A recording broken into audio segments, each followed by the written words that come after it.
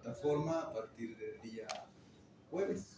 ¿Okay? Todos los pasos que tiene que tener el desarrollo de su caso clínico.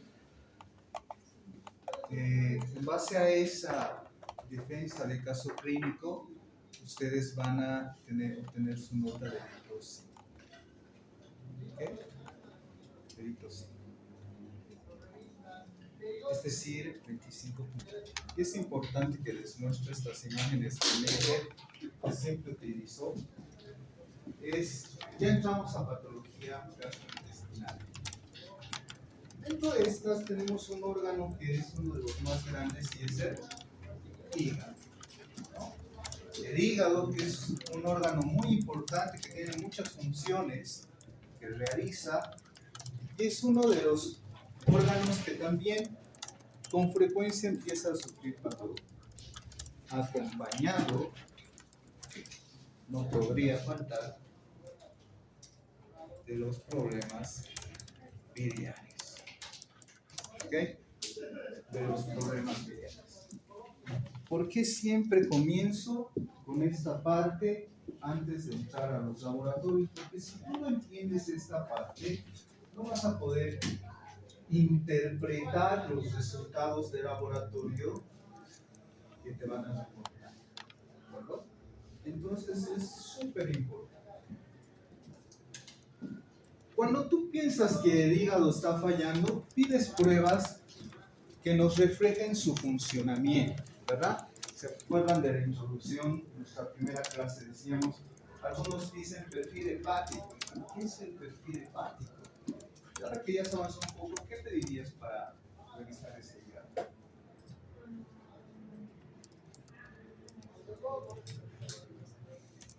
Un examen de sangre. ¿Sí? ¿Qué prueba?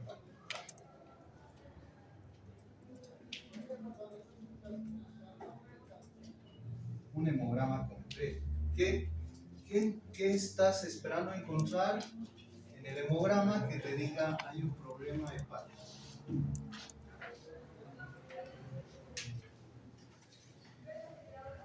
A ver, piensa. ¿Qué prueba más pedir?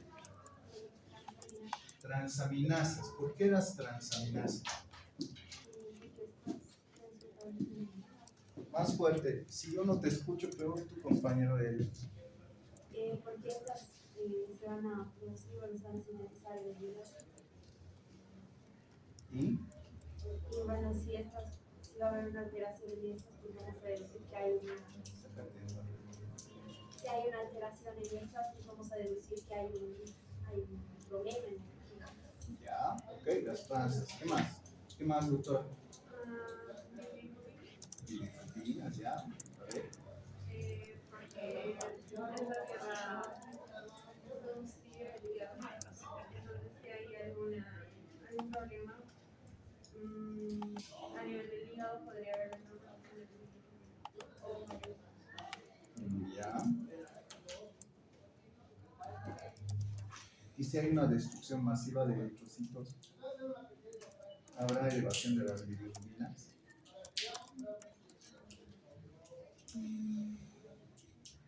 A lo que voy es las bilirrubinas te dirán si está funcionando bien el hígado o no.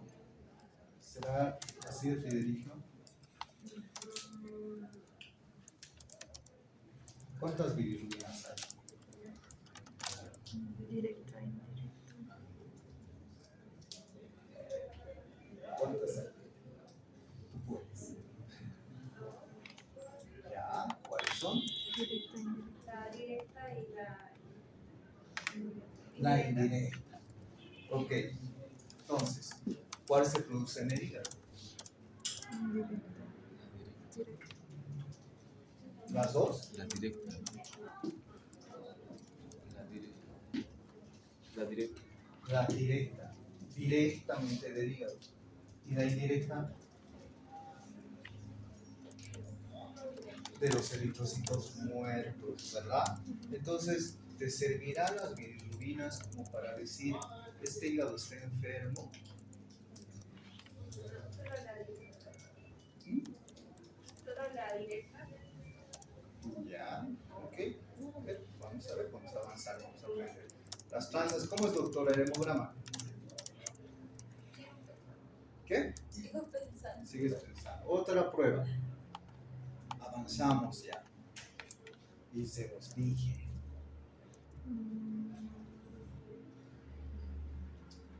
Esta prueba se le utiliza para ver la función hepática. Doctora.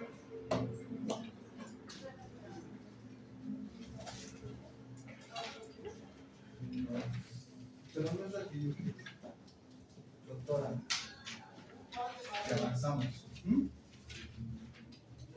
¿Cuál tipo de proteína? La protrombina, ¿verdad? La protrombina que produce el hígado también es una prueba laboratorial que nos dice cómo está funcionando ese hígado, ¿verdad? ¿Y cuál más? La albúmina, que es otra también que nos ayuda a ver el funcionamiento del hígado, acompañado de la renina. Vamos a entrar a desmenuzar, pero en donde más tardamos es en esto. Esto es el pan nuestro de cada día y debes entenderlo muy bien. ¿Cuántos no tienen vesícula? Levanten la mano.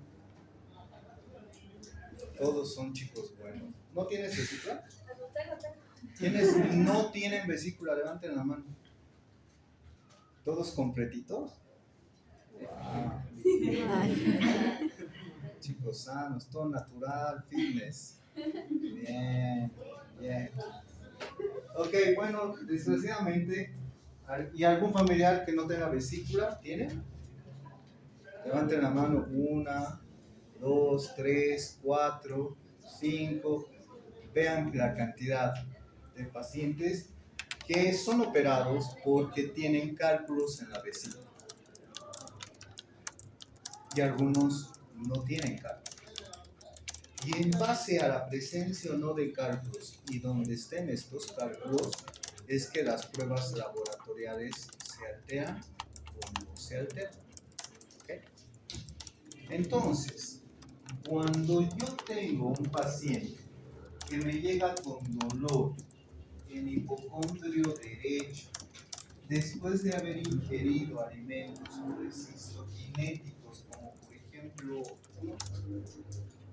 en fisiología, en semiología y en fisiopáticas avanzadas, ejemplos de alimentos colecistoquinéticos. 1.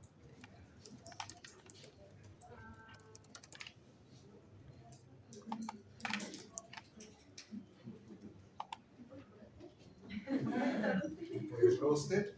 ¿Por qué? Por la grasa de la piel, la grasa, por lo tanto. Después, otro, el chocolate. Después, ¿qué? La palta. Muy bien. Seguro que ya te duele la vesícula, y eso ya estás con la palta, ya sabes que la palta. ¿Qué más?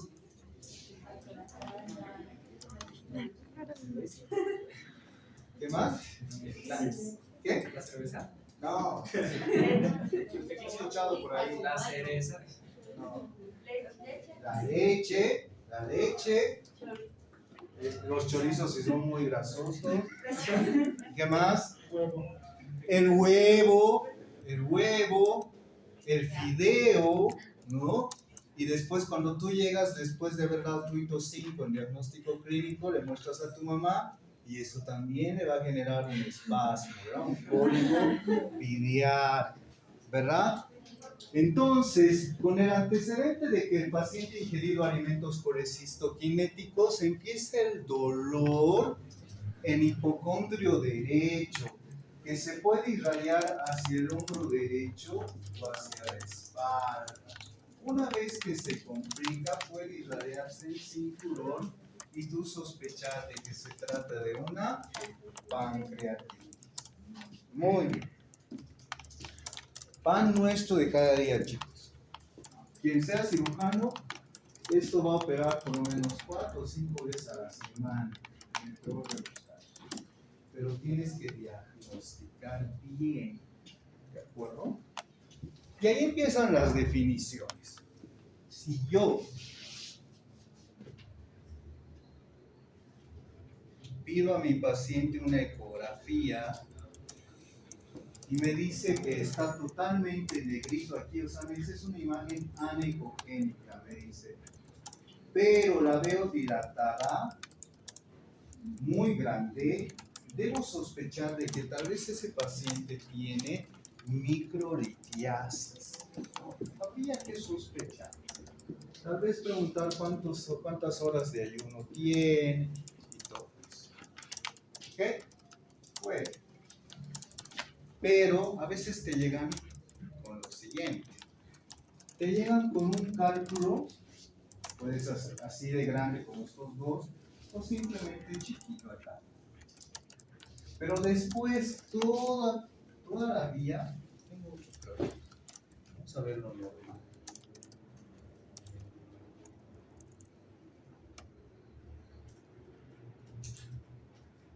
Este.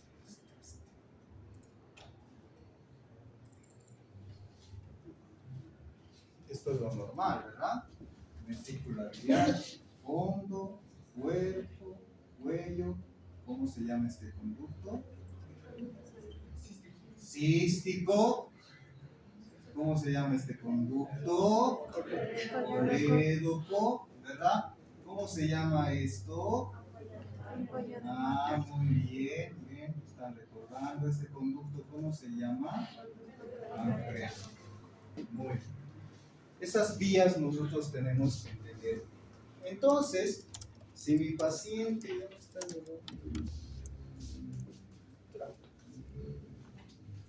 mi si el paciente nos dice que el dolor aparece a veces después de ingerir alimentos y le pides de ecografía y está así, todo vacío, pues no nos preocupamos tanto. ¿Pediremos pruebas laboratoriales aquí? No tiene sentido porque si la ecografía te dice que está todo libre, no hay por qué. Pero ¿qué pasa si nuestro paciente llega así? Te reportan que en la vesícula biliar encuentran un lito o dos grandotes, ¿no? En su interior, pero te dicen que la vía biliar está libre. A este caso se le denomina coleliasis.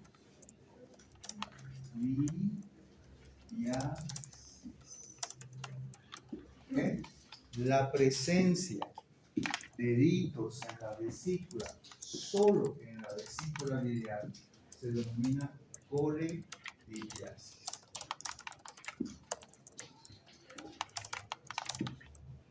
¿Okay?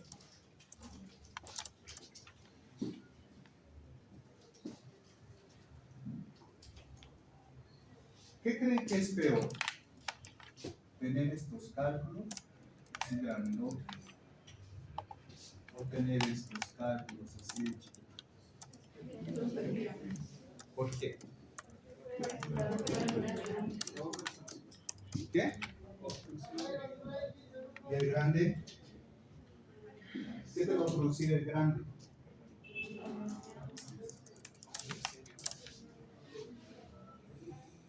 Perdón.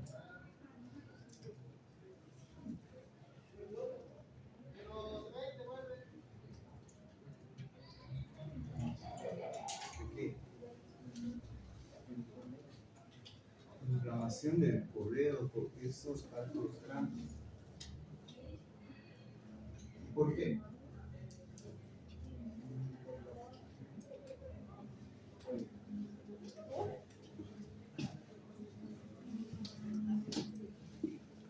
A ver, ¿cuánto crees que mida este cálculo?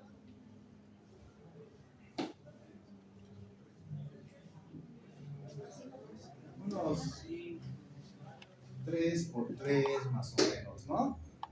¿Y cuánto medirá este conducto?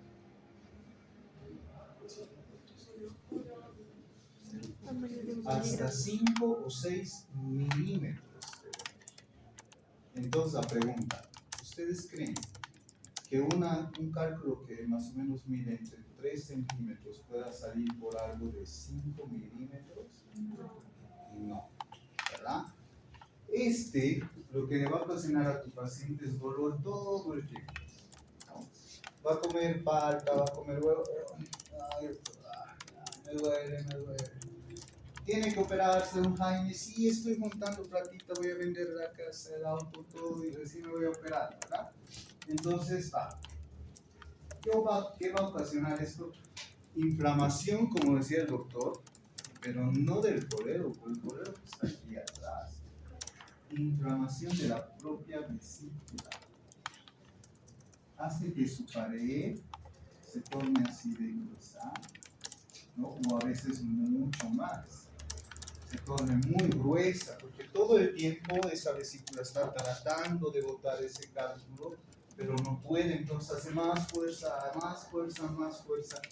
Y ahí tienes una colecistitis crónica, ¿no? O una colecistitis aguda. Si ya estoy hablando de colecistitis aguda, en el hemograma podré encontrar alguna alteración en una colecistitis aguda.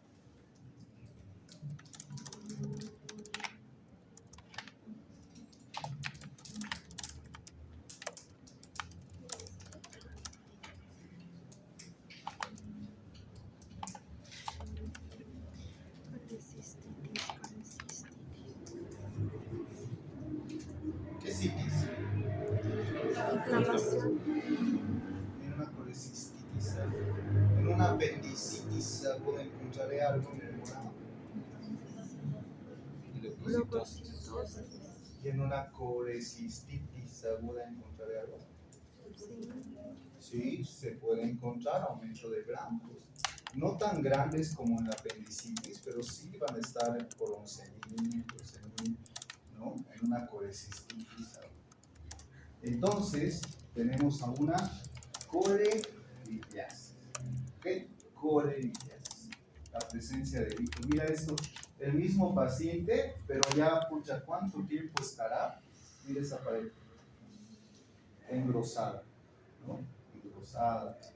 Pacientes que le tienen miedo a la cirugía. ¿Sí? Por tu mala suerte, no son tan chiquititos, pero sí tienes este, que se enclava, enclavado en bacinete se llama. ¿No? Se quedó ahí en la puertita de lo que es el cístico. Y eso también es quirúrgico, es una cirugía de emergencia, ¿no? Con esto puede estar años el paciente, tal vez se muera de otra cosa, ¿verdad? Va a estar con bastante antiespasmódicos hasta que llegue el punto de que un espasmódico no le haga nada y recién se animan a operarse. Y quieren la laparoscópica, pero ya no se puede hacer porque está muy inflamado, muy friable el tejido, a veces empiezas a sacar esto con el electrobisturí y empieza a sangrar el hígado masivamente y se complica, entonces es un problema. Bien, y cuando uno de estos litos sale de la vesícula y se enclava en el colédoco, nosotros hablamos de colédocolitiasis. Colédocolitiasis. ¿No vas a tomar apuntes, doctor? ¿Por qué lo caramba. Bien. Rapidísimo. ¿Estás en mi trasero? Entonces, hablamos de una colédocolitiasis. Si el hito está enclavado ahí en la mitad del colédoco y no llega a ocuparse con la desembocadura del conducto pancreático, no hablamos todavía de pancreatitis, ¿no? Pero si desciende más hasta el punto de llegar a la ampolla de Butler, donde se juntan los dos conductos, ahí sí podemos hablar de una pancreatitis. Bueno, colelitiasis, colédocolitiasis, colecistitis crónica.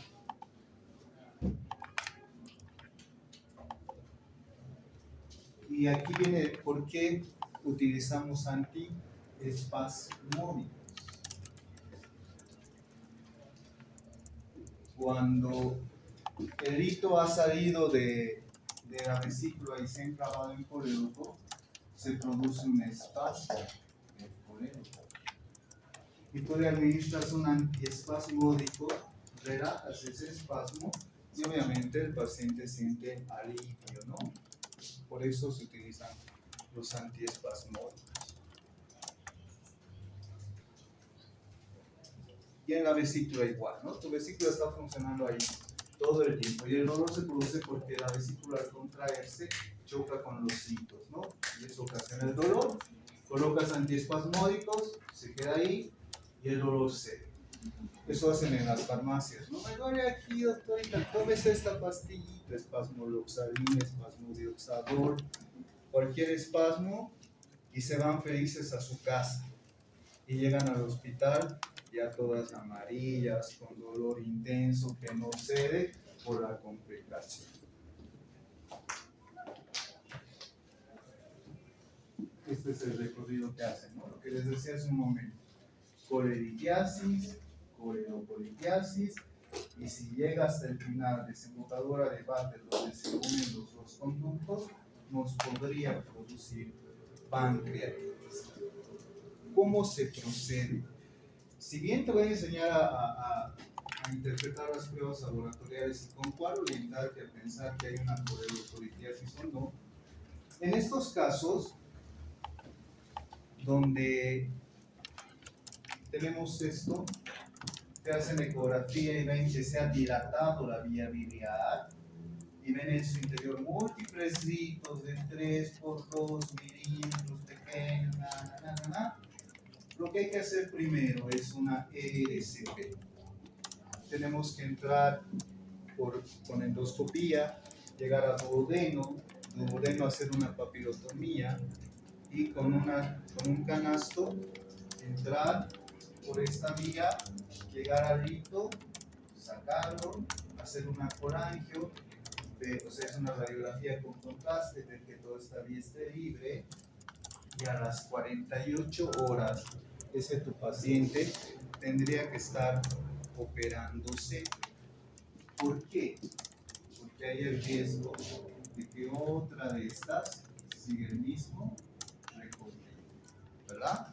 Entonces, cuando tengas este caso, coledocolitiasis, ERCP, sacan el hito y laparoscopía, una colecistectomía laparoscópica a las 48 horas, si es que no ha habido complicación de pancreatitis, ¿no?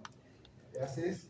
Para evitarte las complicaciones futuras de un nuevo cuadro de obstrucción de la vía biliar. Bien. El hígado, decía su compañera, que forma transaminasas. Decíamos también que se forma ahí las bilirrubinas. También se forma lo que nosotros llamamos fosfatasa alcalina.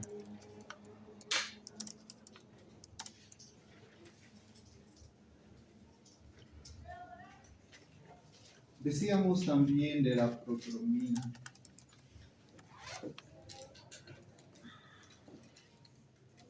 Hablamos también de la albúmina.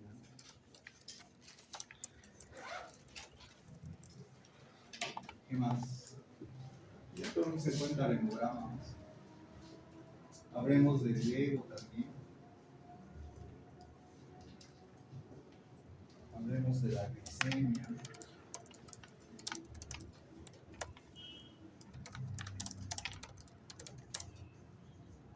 Hablemos de la CREA. Muy bien, empecemos.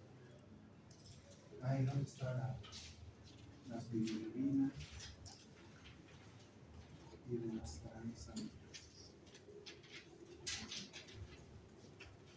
Las transaminasas se producen en el interior del hepatocito. Son quinéritos. Se forman en el interior del hepatocito. Es decir, que si el hepatocito se destruye, las transaminasas suben o bajan. ¿Bajan? No, solo Suben. Y nosotros somos un hepatocito, este es otro. Y rompemos esta pared aquí en el pasillo, las transaminasas estarán menos o más. Sabemos de todas las más. Las transaminasas se elevan. Vamos a ver una lámina más adelante. Entonces, cuando hay destrucción del hepatocito, las transaminasas se elevan. En estos casos habrá destrucción del hepatocito. Fíjense bien la imagen. Habrá destrucción del hepatocito. Tendrá contacto el hepatocito en algún momento.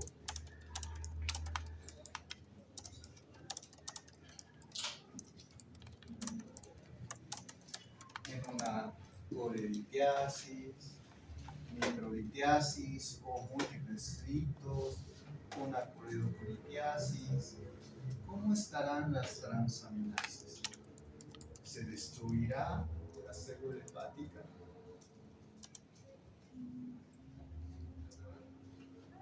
¿Qué dicen? Ven el lápiz.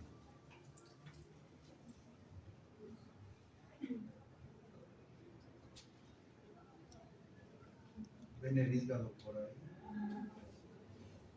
¿Se destruirá alguna célula del hígado? No, las transaminasas estarán normales.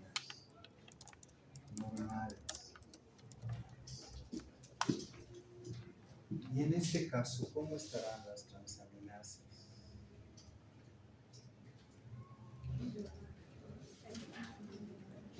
¿Cómo estarán? Elevadísimas. Aquí sí hay destrucción del hepatocito, ¿verdad? Agresión hepática, mira. Tumores, lesiones, quistes, nódulos, que van a destruir parte del hígado, por lo tanto destruirán parte del hepatocito y las transaminasas tenderán a elevarse. ¿De acuerdo? Entonces, en un cuadro biliar, ¿las transaminasas se elevarán? No. Bilirrubinas. Decíamos que las bilirrubinas son sintetizadas por el hígado y la directa es directamente sintetizada por el hígado y la indirecta es de la destrucción de los eritrocitos en el... ¿Cuál es el cementerio de nuestro cuerpo? Vaso. El vaso, ¿verdad? Y una vez que es sintetizado, se sintetizan las... Está bien aquí, se sintetizan las bilirrubinas. Este nos va a ayudar. Una vez que se sintetizan las bilirrubinas, salen del hígado, pasan por el conducto hepático, colédoco y llegan hacia el intestino, ¿verdad? Y el intestino son eliminadas por la orina y por las heces. Por lo tanto, ¿qué le da el color a tus heces? Las bilirrubinas. Por eso tus heces son amarillas, ¿verdad? Amarillas. ¿Y cómo es tu orina? ¿Qué color es? Depende, ¿no? Si es viernes o sábado también. Depende. Regularmente, ¿verdad? Regularmente tus orinas también son amarillas. ¿Quién le está dando el color? La bilirrubina del hígado sale, pasa por la vía biliar, llega al intestino, le da color a tus heces y le da color a tu orina. Paciente que te llega con dolor intenso, con este cuadro. ¿Cómo estarán sus heces? Acoria, ¿qué es la acoria? Heces blancas, heces más pálidas, ¿verdad? ¿Por qué habrá acoria? Porque hay obstrucción de la vía biliar Y la bilis no está llegando hacia el intestino, ¿verdad? ¿Y la orina cómo estará? ¿Transparente? Ya, el doctor dice transparente. Levanten la mano, ¿quiénes dicen que la orina en este paciente va a estar transparente? Levanten la mano. ¿Quién ha dado la idea? Levanten la mano. ¿Quién ha hecho transparente? ¿Tú, doctor? Nada. ¿Quién ha dicho? Levanten la mano. Están decidiendo ahí. ¿Nadie está de acuerdo con que la orina va a ser transparente? ¿La orina será normal? Y entonces, ¿cómo va a ser? Transparente, normal. ¿Cómo se forma la orina?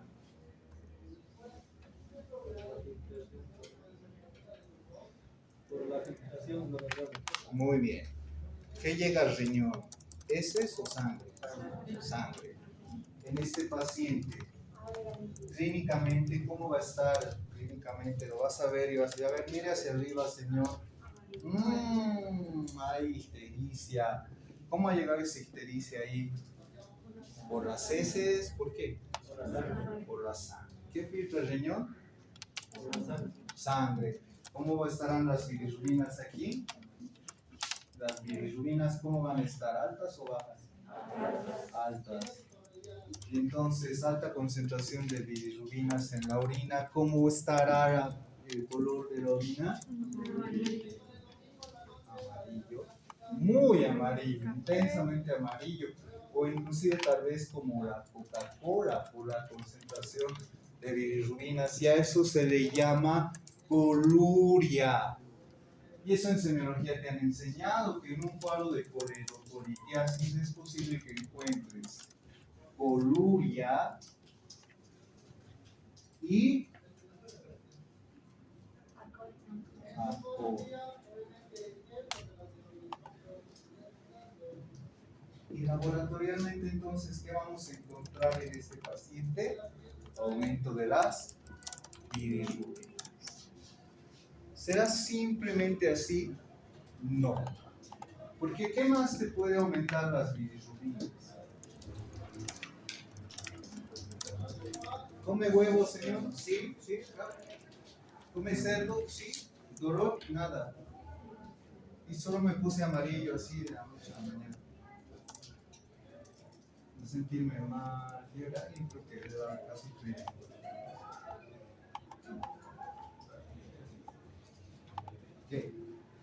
¿Qué puede hacer que el hígado produzca más bilirrubina?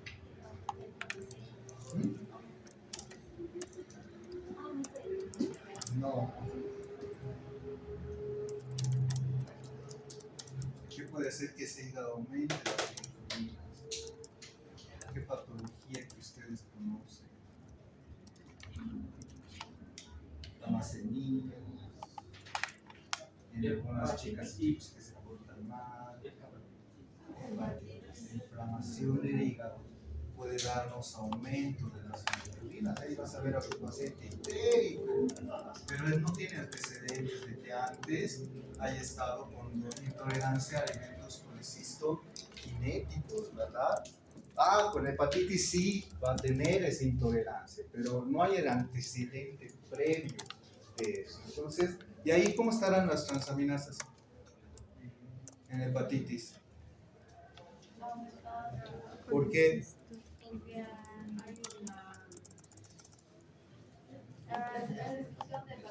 hay Hay una inflamación en el mismo hígado y por ende se están destruyendo hepatocitos. Las transaminasas estarán elevadas, las bilirrubinas estarán elevadas.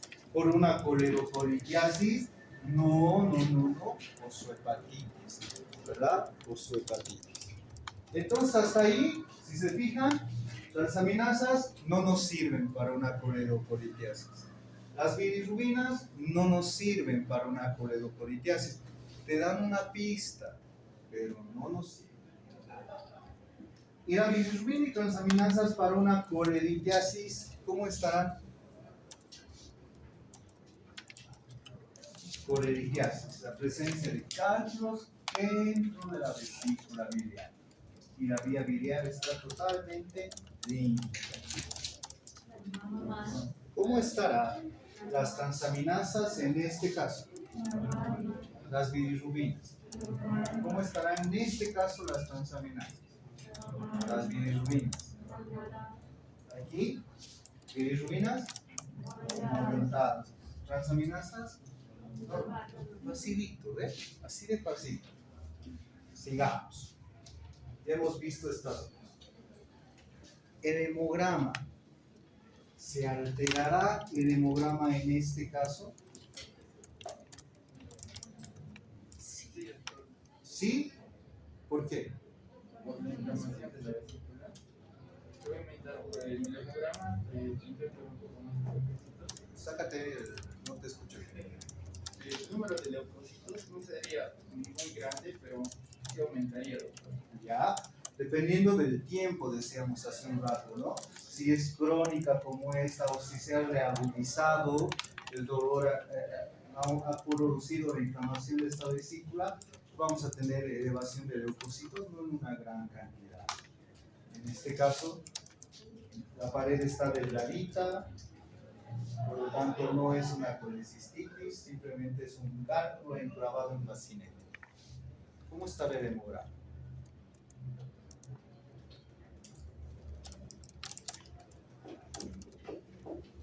Aquí no hay inflamación, nada, está el cálculo fregado.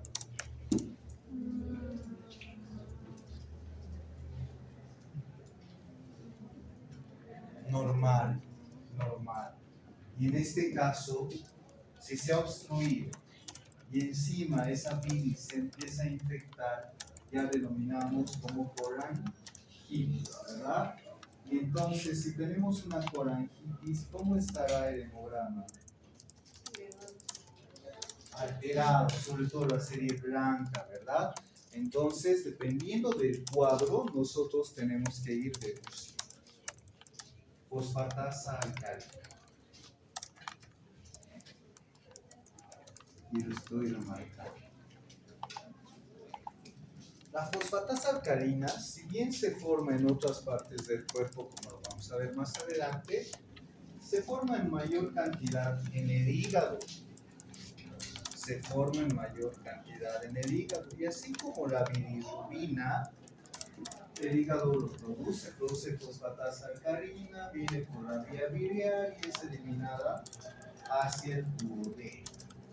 ¿De acuerdo? La fosfatasa alcalina.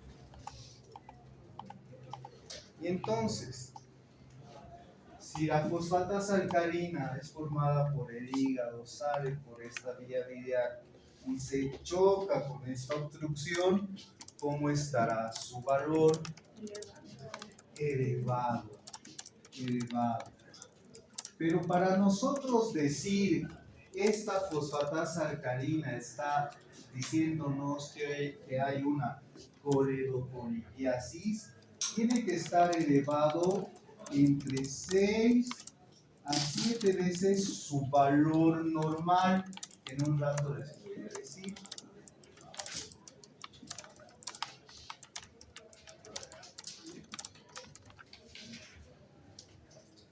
Muy bien. ¿Cómo estará la fosfatasa alcalina en este caso? En este caso. En este caso, alterada. ¿Verdad? Fosfatasa alcalina. No piden.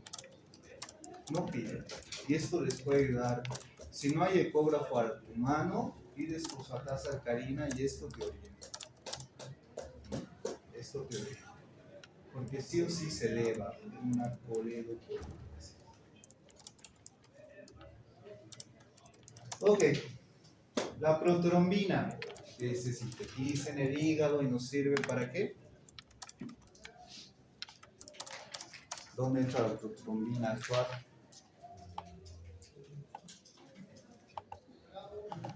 Me va a dar algo.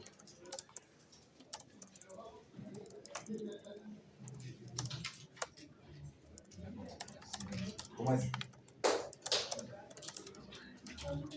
¿Para qué nos sirve la protrombina? Ah, sí, sí. ¿Qué?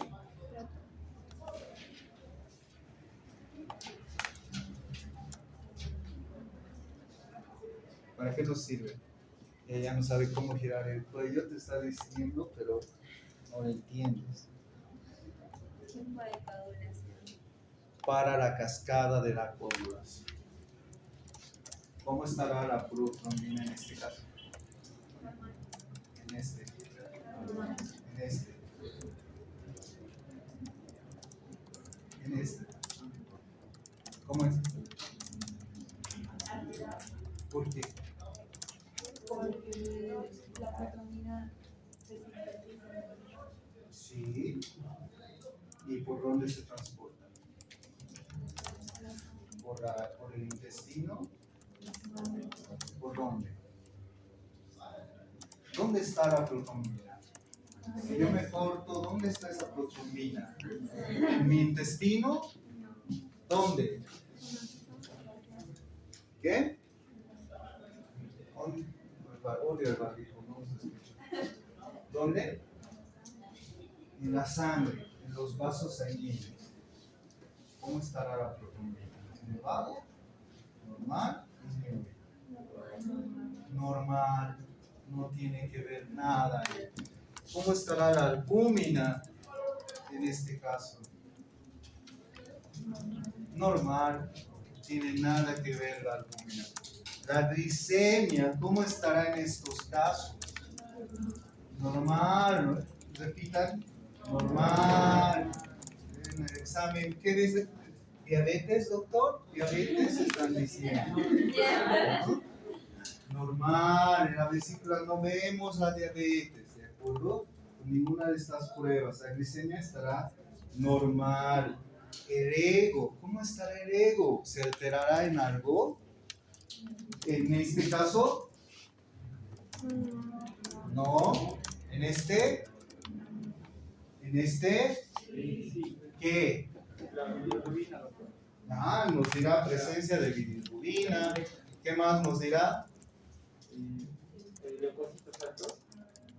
¿Por inflamación? ¿Tú crees que en la orina se encuentra leucos por una inflamación de la vesícula? No creo, muy lejos.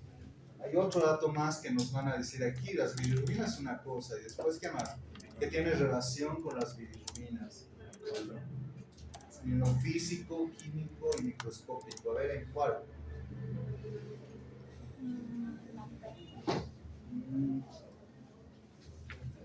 El color en lo físico, ¿no ve? Otra cosa es lo químico. Lo químico es que nos digan hay bilirrubinas, pero en lo físico nos dirán color café, oscuro, muy concentrado, ¿verdad? Y ahí diremos, es por la ictericia que tiene el paciente. La creatinina, en este caso, ¿cómo estará? En este, igual, no se diagnostica insuficiencia renal con cálculos en la vesícula, ¿verdad? No se diagnostica. ¿Está claro? Esto es importante que entiendas, créeme, no vas a ver estas patologías salvo que seas forense o patólogo para diagnosticar, digo, ¿no? Pero igual tu papá, tu abuela, tu hermana van a tener este cuadro. Y tienes que saber interpretar estos laboratorios y saber cuándo se elevaría, cuándo no y todo eso. ¿Ok? Es importante. Polelitiasis, coledopolitiasis, coledocoenclavado en placenta.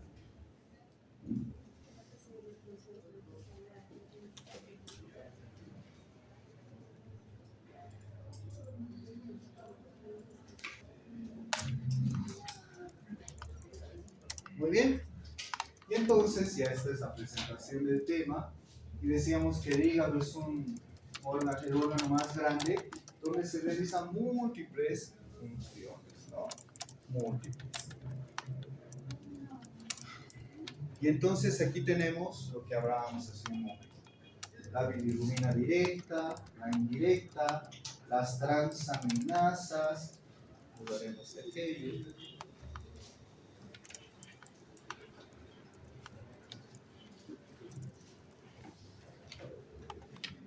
y la fosfatasa alcalina. Aquí no está la protrombina ni la albumin. Entonces, cuando nosotros hablamos de patología biliar o problemas hepáticos, es regular que hablemos de esto, ¿no? Las escleras ictéricas, ¿verdad? En los recién nacidos también hacen ictericia neonatal. Hay también la fisiológica y la patológica, y dependiendo de cuál sea, le hace el pediatra su tratamiento. Aquí puedes comparar la palma del colega con el tinte ictérico de la paciente. ¿Cuál es el valor? La bilirrubina total, nosotros hablamos de 1.3, pero depende mucho del laboratorio. Fíjate los valores de referencia que te ponen. Y hablan ahí de la indirecta de 0.4 y indirecta 0.9. La total no es nada más que la suma de ambos, ¿no? En este caso 0.4 más 0.9, 1.3 miligramos por vez. Por encima de eso, ya estamos hablando de hiperbilirrubinemia. Hiperbilirrubinemia. La fosfatasa alcalina no se ve, pero es hasta 100, de 27 a 100 unidades litro. Lo que les decía, se sintetiza en el hígado, en el hueso, en el riñón y en el intestino, pero donde más se sintetiza es en la clínica. Pues. No vas a ir por una fractura de hueso, un tumor óseo, se eleva la fosfatasa alcalina y tú vas a decir, coledocolitiasis. Come huevo, todo normal, doctor, ¿eh? Entonces la clínica manda para que te orientes. Pero si la clínica es de un problema hepatobiliopancreático, la fosfatasa alcalina te va a ayudar. Decíamos, más de 6 a 7 veces su valor. Es decir, si su valor máximo es 100, ¿cuánto debes esperar para sospechar que hay una coledocolitiasis? 600 unidades por encima de eso. ¿Ok? Muy bien. Las transaminasas. Indicadores, lo que les decía, de lesión hepatocelular. ¿Ok? Es importante comprender eso. Entonces, todas las lesiones que se produzcan en el interior del hígado van a hacer que se nos eleven en mayor o menor magnitud las transaminasas, ¿no? Los carcinomas, la cirrosis, alguien tiene un caso clínico de cirrosis, la hepatitis alcohólica, los fármacos, ¿no? Que van a hacer que estas transaminasas se eleven. Y no necesariamente por un problema. ¿Qué pasaría si tengo aquí mi hígado? Ahí está el hígado. Tengo la vía biliar que está saliendo a la izquierda, a la derecha, se une al colédoco y aquí tengo mi hígado sigue produciendo bilis. Sí. Como mi riñón sigue produciendo orina, ¿verdad? Entonces, ¿qué pasará con esta vía biliar? Se va a ir dilatando. Como sigue produciéndose bilis, esa dilatación llega hasta la vía biliar que sale de nuestro hígado, ¿verdad? Y empieza a congestionar este lugar. Si empieza ya a congestionar el hígado, las transaminasas puede que se eleven un poco. Sí, porque ya ha llegado la bilis al hígado, está obstruyendo el paso, y quieras o no, irrita el hepatocito y puede que encuentres en algunos pacientes elevación de transaminasas, pero ya es indicativo de que la dilatación lleva bastante tiempo, ¿no? Ya ha llegado hasta allá. ¿Okay? Muy macho el paciente para aguantar la bilis. Entonces, ¿cuáles son los valores? tenemos a 2, ¿verdad? Ahora se denominan GOT y GPT. La GOT llega hasta 0,37 y la GPT hasta 42 unidades. Epidemia causal acética y piruva.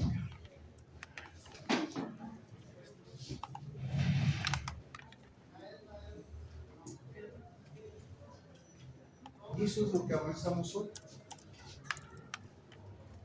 Eso es lo que avanzamos. ¿Sí?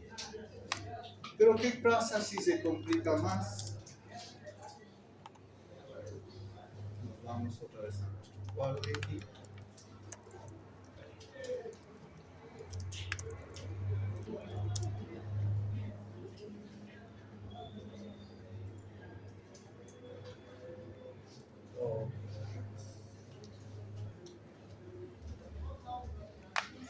¿Qué pasa si el cálculo llega acá? Obstruye el conducto pancreático o también llamado de Wilson. Va a ocasionar un reflujo y esto hace que el páncreas se inflame, ¿verdad? Pero esto será tema de la próxima clase, ¿no? Hablar de la pancreatitis, que también es un tema muy conocido. Aunque hablemos. Gracias. Así es la expresión.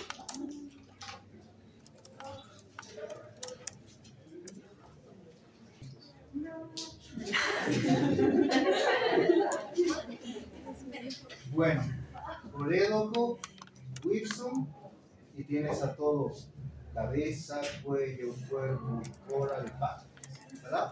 Esa es la distribución que tenemos. El páncreas se encarga de producir estas sustancias, ¿no? Como son la tripsina, la lipasa, la elastasa, la amilasa. Dependiendo cuál estímulo reciba, ¿verdad? Cuando ingieres proteínas, ustedes que hacen, que son fitness, hacen que se produzca tripsina en mayor cantidad. Cuando ingerimos ácidos grasos, chicharrones, todo, la lipasa ayuda a que estas grasas se hagan agüita y se puedan absorber mejor. Y nos vamos, dejamos de la taza de lado. Y luego cuando nosotros ingerimos almidón, glucógeno, se activa la amilasa pancreática, es decir, carbohidratos, ¿verdad? Carbohidratos. Proteínas, grasas, carbohidratos. Y entonces, en base a eso, tenemos que pedir nosotros pruebas laboratoriales. En enero, por el 3, 4 de enero, post carnaval, empiezan a llegar pacientes con dolor agudo en abdomen, en cinturón, no se pueden mover, el dolor no calma con ninguna posición, están boca abajo, de cabeza y todo, porque se produce una pancreatitis aguda, sobre todo por el abuso del alcohol, ¿verdad? Pero también la vía biliar obstruida te puede producir una pancreatitis. Pero es típico encontrarlos en él. También se produce en pacientes que no beben alcohol, pero por problemas biliares, ¿no? Sobre todo estos, la obstrucción. Lo que les mostraba ya, esto ya lo desarrollamos, ya hablamos de esto. Y el páncreas empieza, cuando se obstruye el Wilson, literalmente empieza a cocinarse él mismo, a destruirse, porque sigue produciendo lipasa, amilasa, tripsina, y se empieza a quemar. Y ahí es que debemos pedir pruebas laboratoriales. Una de ellas es la amilasa, y la más solicitada. Cuando ustedes vayan a sus prácticas de hospital, vean un paciente con pancreatitis, van a ver que la prueba que le han pedido es amilasa. En base a esto han hecho el diagnóstico. Oh, sorpresa. se eleva en las primeras 2 a 24 horas. Pero esto es lo más importante. Regresa a su normalidad dentro de los 2 o 3 días. Es decir, que si este paciente ha ido a tu consulta al 5.º día de haberse aguantado este dolor, ¿cómo estará su amilasa? Normal. El paciente tiene pancreatitis, pero tú dirás, no, la amilasa está normal, por lo tanto no tiene pancreatitis, ¿verdad? ¿Cuál es el valor normal de la amilasa? Es este. Debe estar menor a 9.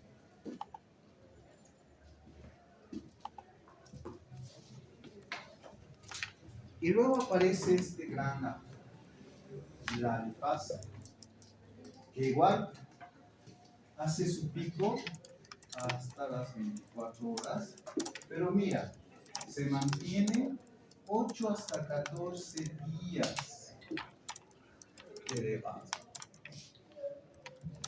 Ahorita desgloso es un poquito más. Este es su valor normal, hasta 150. ¿Cuál pido?